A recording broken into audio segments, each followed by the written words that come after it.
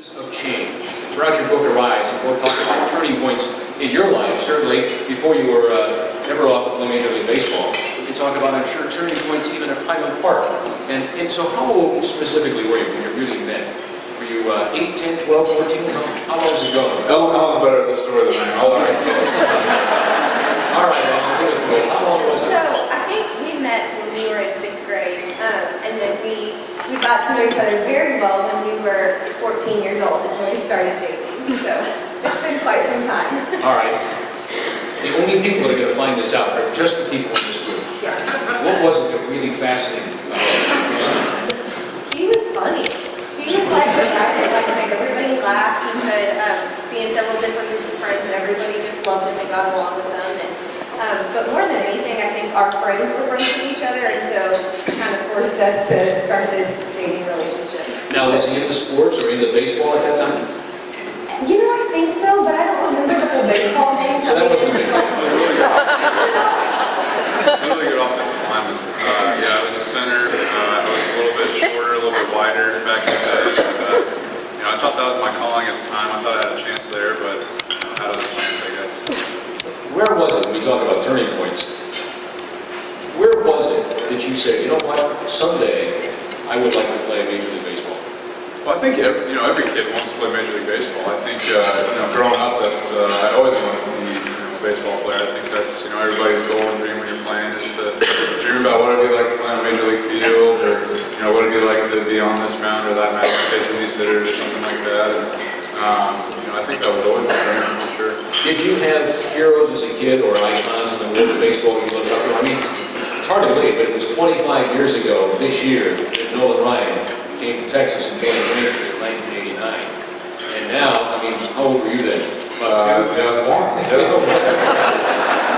So chances are you don't remember that, I'm sure. Yeah, Nolan Ryan, he was definitely one growing up. I always wanted to play first base, so growing up for the Rangers, Rangers were my favorite team growing up, obviously being from here. So, Will Clark was kind of my guy. Will Thrill, love watching him play. And, I wish I could still play first base to this day, but it just didn't work out.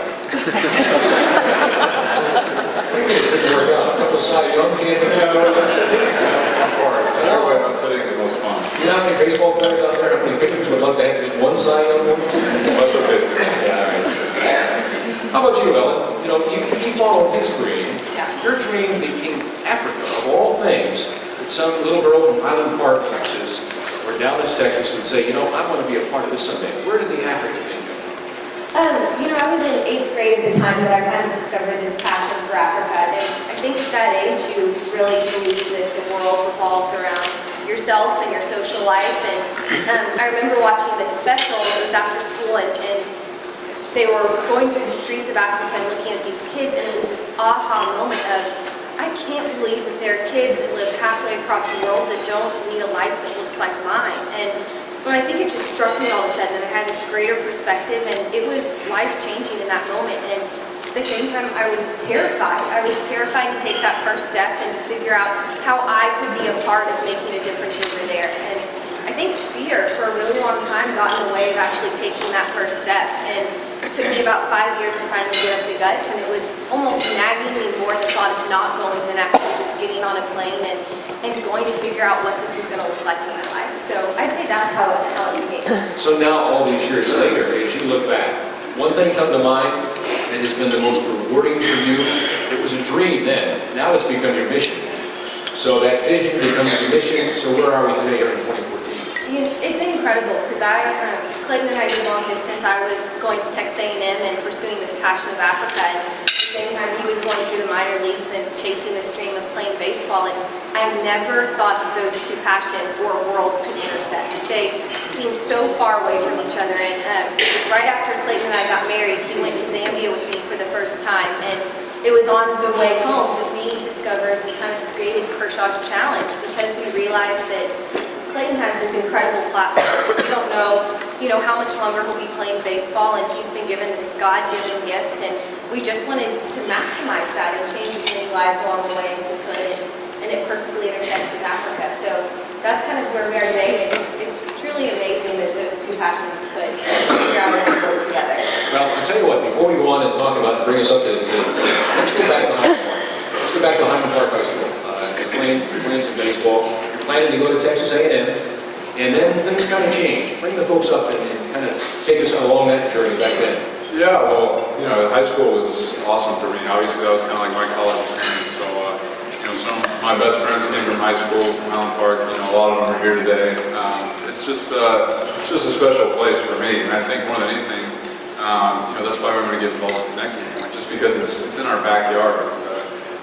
I went to school with Brian and some of these other kids that are going to be affected by this, and it was just such a huge opportunity for us to get to be a part of it.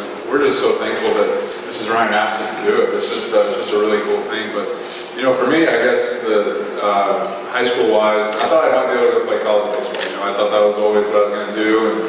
And A&M, I don't know why I picked it. Maybe Ellen, maybe I don't know. She had some attachments there, but it ended up not working out, or it did work out for me. I never thought I was going to be able to play pro baseball or anything like that. But senior year, I guess I started throwing a little bit harder year by year, and some more scouts started watching the games more and more, and just kind of all of a sudden it became a reality, and I was on a plane to Vero Beach, Florida within 2 weeks of graduating.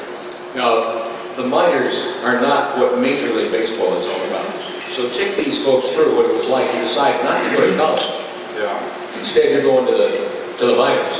Oh, it's just such a transition, it's definitely not Major League Baseball for sure, but it's a ton of fun. It really is, spring training is you got 6 cots lined up in a room. It's almost like a dorm room with 6 guys.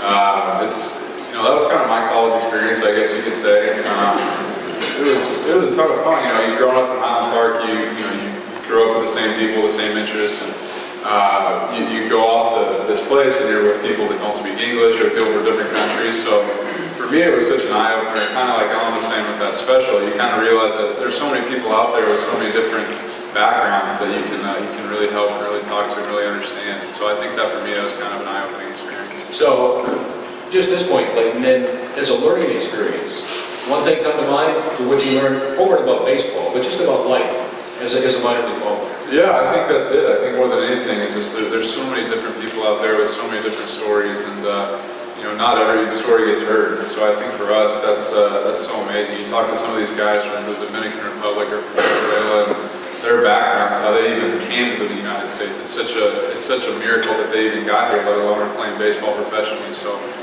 for me, I understand how blessed I was to how easy a road I had to get there and get to go to high school, and college is just the next step or whatever it may be. So I think that was kind of my eye-opening experience for And sure. we'll get to Kershaw's challenge in just a sec, but I would imagine maybe that was the seed that was planted about getting back and making a difference in the lives of other folks. Yeah, Africa was definitely something that Ellen talked about it all the time. It definitely wasn't something that I was passionate about at first. It was something that I was like, oh, okay, that's great, sweetie. I never really thought that I knew that there was something that she was talking about and she felt really strongly about, but little did I know that it had such a big part of her heart. So, I knew that getting married to her meant, you're going over there, you're seeing this, and it really does change you. It puts things in perspective.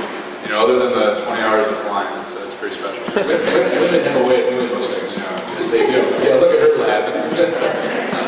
Texas A&M, you're off the college station. So suddenly you're together since you were 14, you say, as far as dating.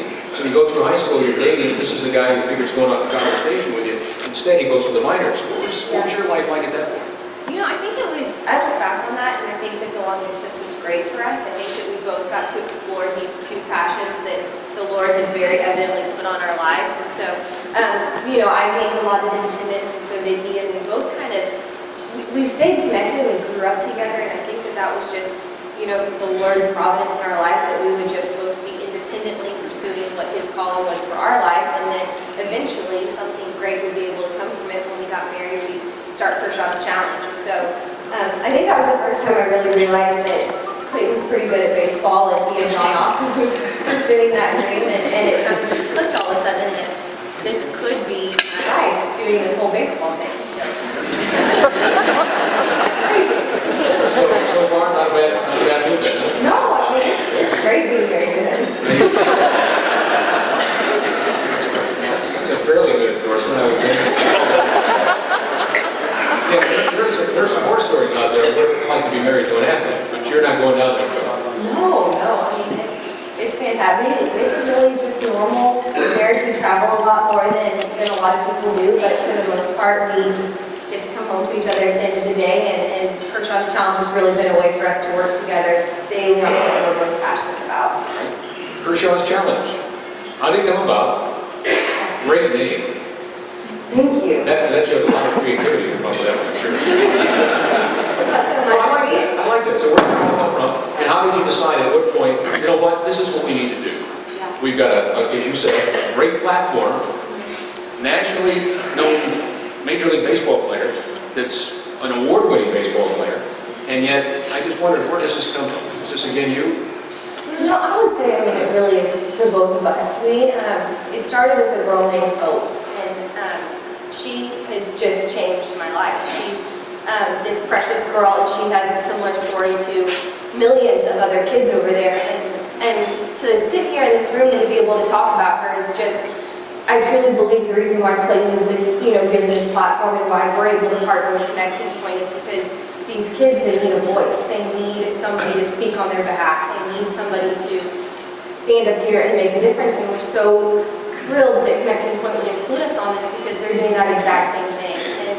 And Hope needed a place to call home. She was an orphan, living on the streets, fending for herself, had kind of gone into survival mode. And when I met her, she was broken and malnourished and hungry and just craving the attention of a family. And so Clayton went over and visited her, and the three of us just instantly bonded, and it was like we were a family. And leaving her that time was one of the hardest things that we've ever had to do, and so it was on the plane ride back that we just decided that we were going to start Kershaw's Challenge to build a home for Hope and for kids just like her who needed a family. And a couple years later, the doors of the Rise home opened, and Hope was the first to move in there with these 9 other siblings and these house moms that adore these kids like they were to them themselves. It's just amazing. And so it's kind of grown from there. We've started picking up charities in Dallas and Los Angeles with similar stories of kids that each young kids who deserve the world and who can make a difference and do have a platform and can change. How about you, Clayton? I just wondered, she's obviously, you meet some people like yourselves, and everybody knows who you are, but a lot of times there's always that woman behind the man. With all due respect to all that you've accomplished, just stereotypical. She's the dynamo in this family. Would you agree? With all due respect, I just say, you know what, Clayton? We gotta go to Africa. You know what? Kershaw's Challenge. You know what? And yet, what I'm most impressed by is the fact that you say, you know what? I'm buying into it. I like where you're coming from. And together you've become one. Do you know what I mean? And that doesn't exist with your age these days. Yeah, well, with your generation. I'm very impressed. That's a compliment. Okay. I think definitely Ellen was the instigator of it all. But as far as like challenging young people or guys our age or people our age, I don't necessarily. I think that was kind of the whole point of what we're trying to start. Is that it doesn't really matter how old you are. It doesn't matter where you're at in your life. If you're in high school, if you're in college, if you're looking for that job, if you don't have a ton of money right now, whatever it may be, you have that sphere of influence in your life. And I think that's what we're trying to impress upon people our age is, we know we don't have a lot of life experience. We know we don't have, a lot of wisdom or anything like that to give people. But we do know is you can make a difference where you're at, and you can help people where you are. And that was kind of the whole thought process behind Kershaw's Challenge. The whole. Obviously, what we're doing here with Connecting Point too is, these kids that they just needed a place, and with this place that all of us in this room today can help them have, they have that opportunity, and they can start helping people too, and they can start living their lives with so much opportunity that we've been given every single day. So I think that's it just fits in so well to what we're trying to do. Even though you become a difference maker of sorts, when you start something like this, I'm sure there's always, at least in the back of your mind, there's always a little trepidation. I wonder if this is going to work. How is this going to be received? Are we going to be able to really make a difference? And yet, I really see that you've bitten onto this thing. You've grabbed it. So I just wondered, as you look back, is there one thing that comes to mind that you're maybe the proudest of, or that you cherish most about what you've been able to do with Kershaw's Challenge? I think when we went over there, not this year, but the last year, we went over to Africa. you get to see the grand opening of the orphanage. You hear about ways that people are being affected by the money you're raising or the time you're donating, but I think to just see the house finished and to see these kids moved in and to see them have a family, I think that for me, and to have so many friends and family there with us at the time and just seeing it all together, that was a really special moment for, I know, both of us, but it was really cool. Well, I tell you, a picture is worth 1,000 words. So when we saw that girl just hug you and you just lifted her up, oh my goodness gracious. She obviously doesn't know the English language, but that just spoke volumes. That was pretty good stuff. That was really good stuff. When you see something like this is the guy that you picked to spend the rest of your life with. What do you think of that whole situation? It's incredible. I mean, Clayton does have a bigger perspective than a lot of people I've come to know, and especially in the professional athletes world. I think that he realizes where he is right now is just a gift, and it could be a flash of the pan to what his life is going to look like. And we always talk about, what legacy do you want to have? Somebody's going to come right behind you and could blow your stats out of the water. And what legacy do you want to leave that?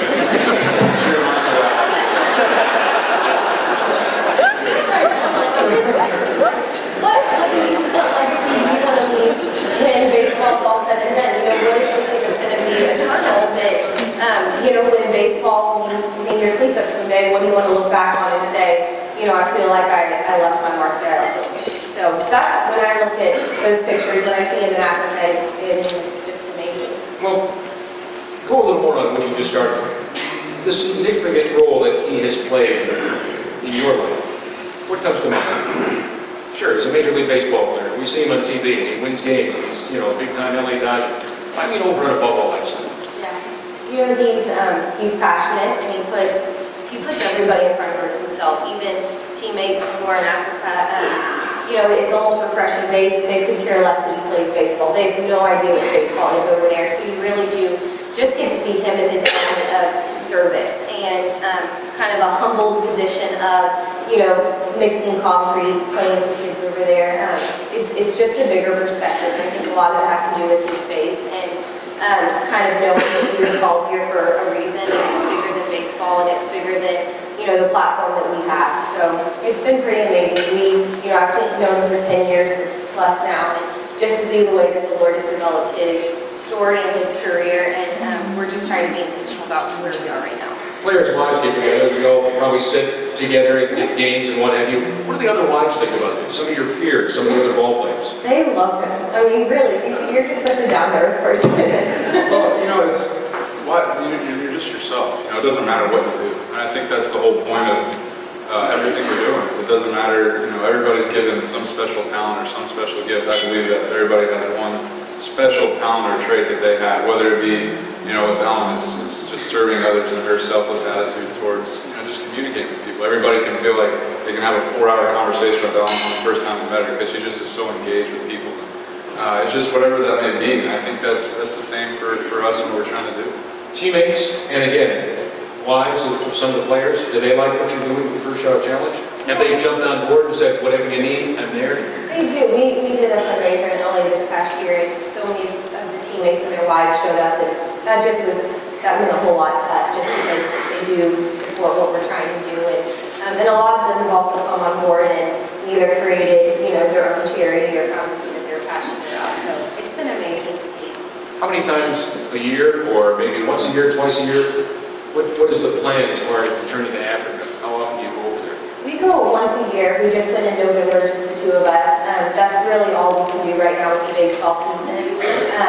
Clayton and I usually go somewhere around November, December. And this past time, it was just the two of us that went. We met with some amazing organizations who are after the same goals that Connecting Point is what they're trying to do, which is just find opportunity for kids who haven't been given opportunities and serve the needy and just really try to make a difference over there. And that's exactly what we see that Connecting Point is doing here. And so that's why it just wasn't a second thought in our minds when they asked us to partner with them this year that we wanted to do that. And that gets me right to where I was going with the Connecting Point, but I want to ask you both one quick question. As you look forward now to all that Kershaw's Challenge continues to do and what you'd like to do, priority right now, you make a list, I'm sure, every year. We're here at the beginning of the year, you got some New Year's resolutions and what have you. What are some of the things as you look forward now, having planted the seed and done just in front of the school and what have you, now what do you do moving forward? What are some of the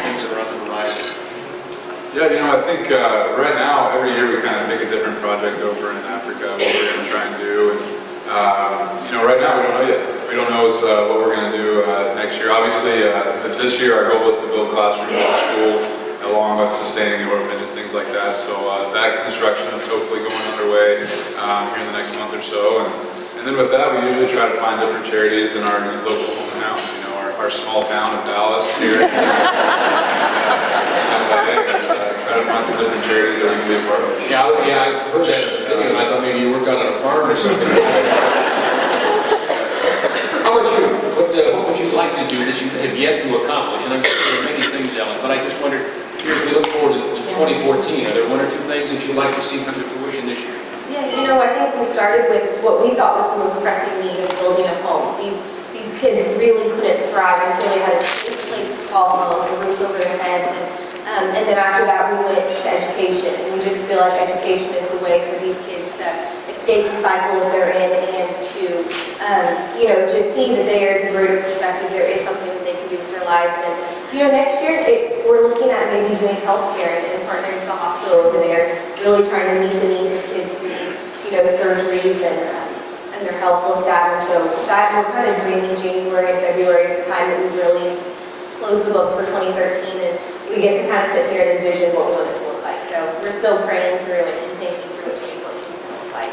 And how about the connecting point? And the fact that you get a chance to come back home and be a part of something that's very special in your minds. What comes to mind? Either one of you. Why did you jump on board with this? Well, it's just what a cool thing it is. I think, Ellen and I sometimes we get approached by different things and, you have to think diligently about it. And is it something that we can really give our all to and really, be 100% in? And it's not always easy to commit to that stuff, but when Ellen and her sister Ann got together and we talked all about, this connecting point thing, it was kind of a no-brainer. Just because it is in our backyard. It's right here. It's Park Cities. It's people that we've grown up with that can be affected by this. It's, I was in a class with Ryan at high school. It's just things like that that really affect you and that can really be a part of that. So I think that was the first thing. And then the second thing is it can really transform these kids' lives. There's not anything of its kind like it, and here in Dallas. And I think that's those two things there's just an easy decision for us to be a part of it. How about you, Ellen? Anything you would add to that? We just look at the kids that they'll be serving, and it's amazing. Clayton and I have grown up with so many of these kids, and when we heard of the lack of facility and program for these kids, we just wanted to jump on board because, these are the kids that they need us to speak up for them. They need us to create action for them, to create these opportunities for them. These kids could grow up and change this world, and Clayton and I believe everybody has a platform. We all have a sphere of influence and a purpose, a God-given purpose, and so do these kids, these adults who will be served by Connecting Point. And so we want to create these opportunities where they can thrive and grow and learn that they're loved and cared for, and that we as a community support them. And so it is such an honor for Clayton and I to be partnered with them this year. And we hope and pray that everybody in this room will partner with us and come alongside of us, and let's open these doors for these kids. Let's figure out a way for them to be the difference in this world and speak up for themselves and create opportunities for them to really grow and thrive and be empowered. So, we ask that y'all come alongside us today and help us open these doors for Connecting Point.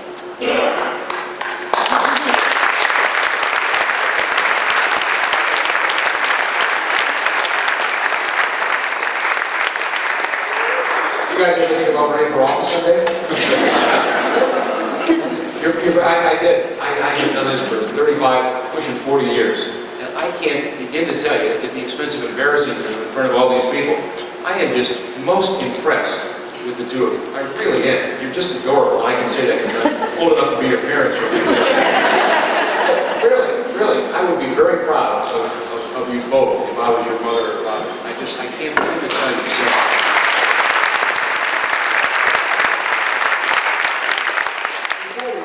A couple of folks would like to hear a little something about baseball, but also I'd like to just have a little fun with you. 10 years from now, what do you think you're going to be doing?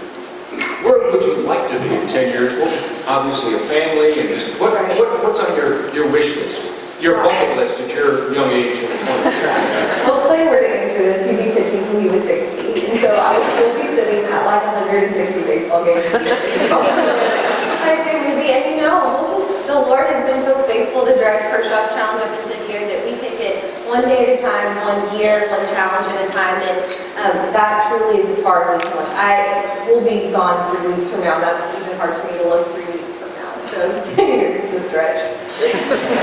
How about you? Aside from Cooperstown in the Hall of Fame, what are you going to do? Hopefully I can just lift my arm in 10 years. If I can do it, I'll still be pitching out. Really?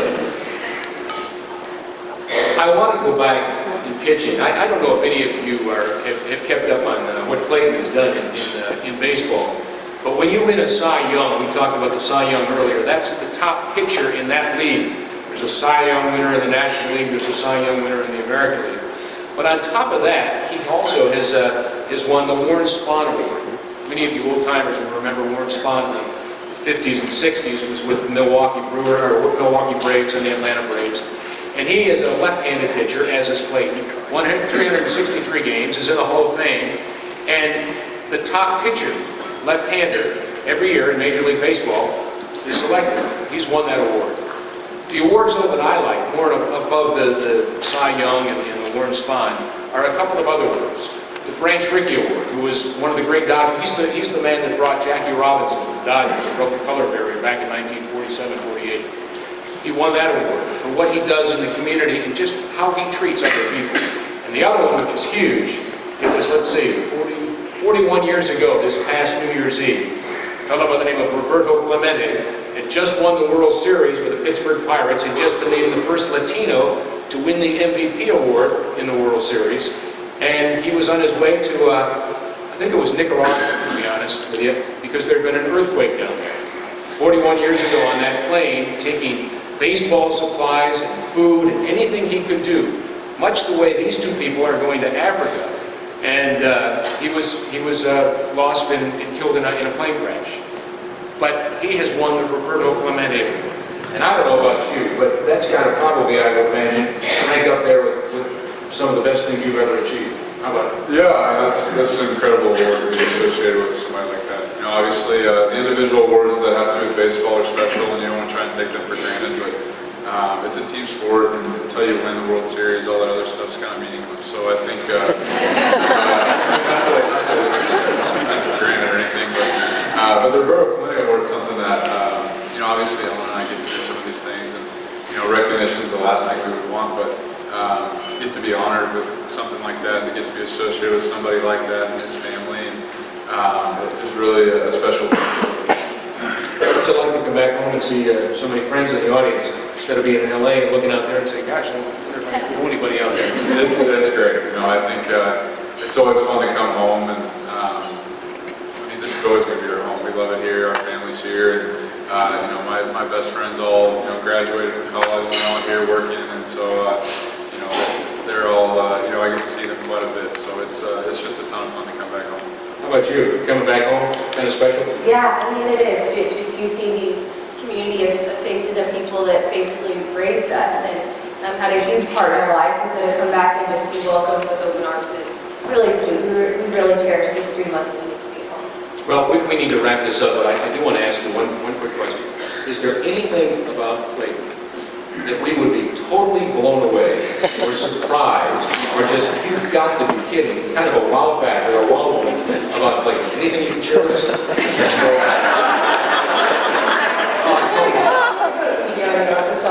You'll probably know this about him, that his first love before baseball is ping pong. And so that came with our marriage. The ping pong table would be our dining room table the rest of our life. So that is a huge part of our marriage. And I have to our house all the time playing ping pong, and it's quite heated over there. So that's kind of a proud moment when you have their parties over, right? The ping pong table in the dining room? Exactly. How about you? Something that we would be surprised to know about your lovely wife? She's probably more competitive than I am. I think you know, you better watch out if you play a card game with her. You know, there might be some cheating. There might be some. I wish I could do that here. No, but it's definitely funny to just do any type of extracurricular activity with her. She definitely wants change places with anybody in the world. You could change places. Well, I can answer that. Good answer. Go for it. Kate Middleton.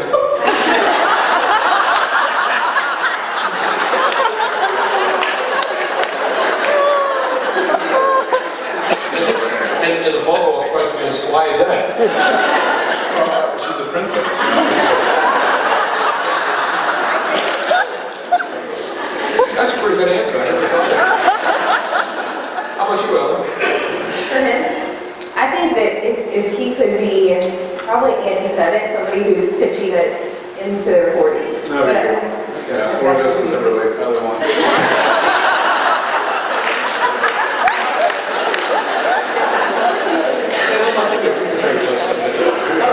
oh, he's right here. Yeah, I just love her. Last thing, legacies. And you're both so doggone humble, it's really special. But what would you like your legacy to be? You're obviously going to be a Major League Baseball player that has won some of the awards I've already mentioned. And we all, I tell you what, I used to hate the Dodgers because Mickey Mantle was my guy, and I was a New York Yankees fan as a little kid. But I just would love to see the Dodgers win the World Series next year. I really would. And I'd love to have you be and of course we want you to beat the Rangers, even if we're going to see the Rangers in that. But my point is, I love to see people like yourselves, without sounding too hokey here, be successful. And to be so young and focused and understand what your priorities are in life. You're very accountable, it's very obvious, and that's special. So my question to you is, legacy someday. What would you like your legacy to be? You know, obviously baseball's something that is going to be a part of it. I think for me, just as simple as just, you know, if somebody were to ask somebody about me and just said, you know, he liked to help people. I feel like that's as simple, as clean as you can have it. This guy truly wanted to help people. And I feel like that's really the simplest way I can put it.